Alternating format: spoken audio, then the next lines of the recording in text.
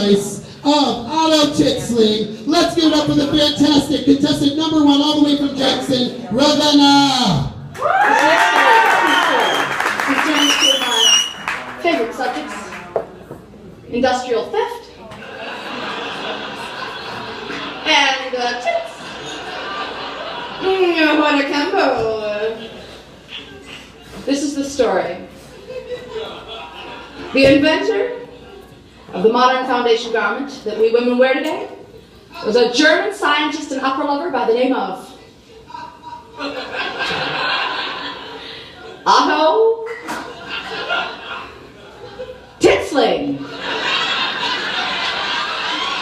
This is a true story. His name was Otto Titsling. What happened to Otto Titsling shouldn't happen to a schnauzer. It's a very sad story. I feel I have to share it with you.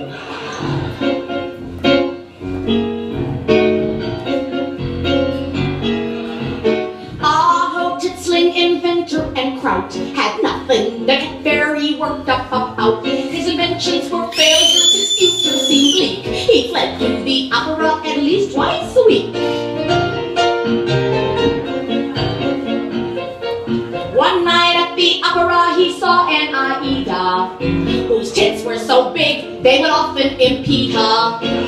But he watched her fall into the pit, done in by the weight of those terrible tits. Oh my God, there she was! Aerodynamically, this bitch was a mess. Otto eyeballed the diva lying comatose amongst the reeds, and he suddenly felt the fire of inspiration flood his soul. He knew what he had to do. He ran back to his workshop where he futzed and futzed and futzed. For Otto Titsling had found his quest to lift and mold the female breast, to point the small ones to the sky, to keep the bigger ones high and dry.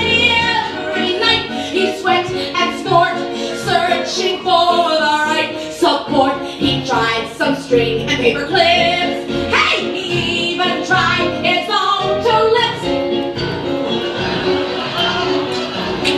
Well, he stitched and he slaved and he slaved and he stitched, until finally one night in the wee hours of morning, Otto arose from his workbench, triumphant. Yes, he had invented the world's first over-the-shoulder bowler holder. Yay! Exhausted but ecstatic, he ran down the street to the diva's house, bearing the prototype in his hot little hand. Now the diva did not want to try the darn thing on, but after many initial misgivings, she finally did. And the sigh of relief that issued forth from the diva's mouth was so loud that it was mistaken by some to be the early onset of the Siroccan winds which would often blow through the shortfall with a vengeance.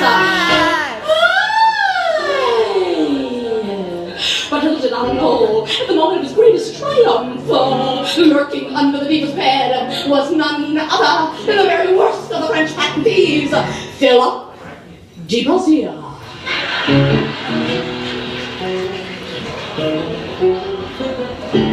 And Phil was watching the scene with a great deal of interest.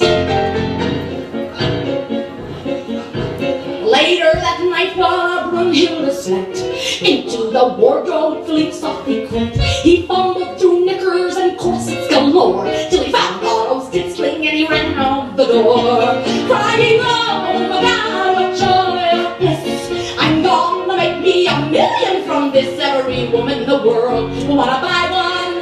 I can have all the goods manufactured in Taiwan. The result of the swindle is pointedly clear. Do you buy a Titsling or do you buy a brassiere? Let's give it up for fantastic.